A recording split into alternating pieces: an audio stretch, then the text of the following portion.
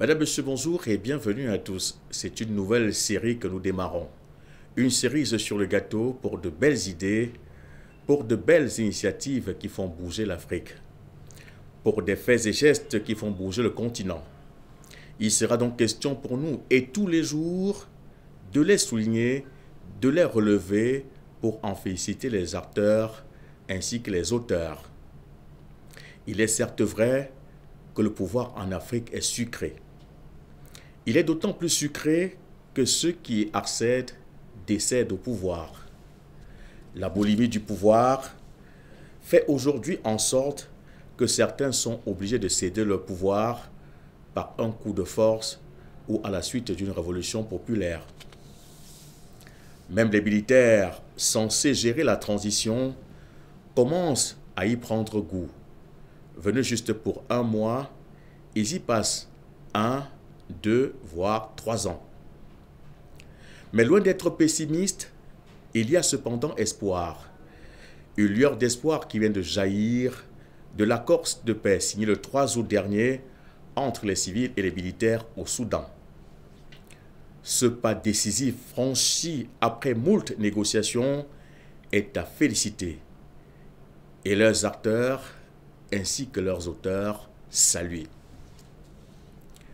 L'intérêt du peuple soudanais qui vit dans la peur depuis le renversement du président Omar el-Béchir a prévalu aux intérêts égoïstes et égocentriques.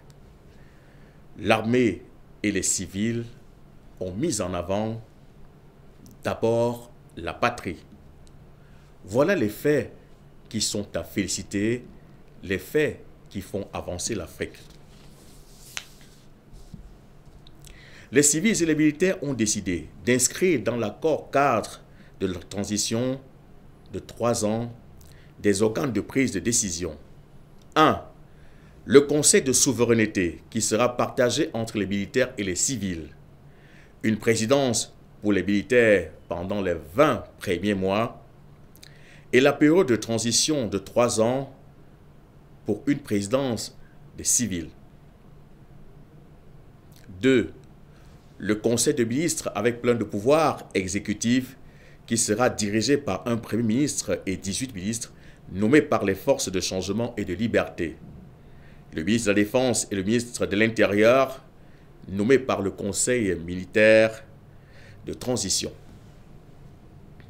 3. Le Parlement transitoire ou le Conseil législatif qui sera constitué de 300 membres.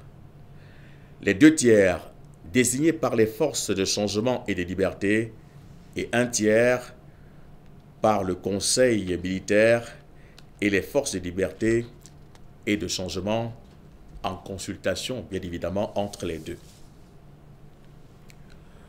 Cet accord global sur la transition conclu samedi 3 août entre les militaires et les civils et paraphé dimanche par les 2 parties sera officiellement signé ce 17 août.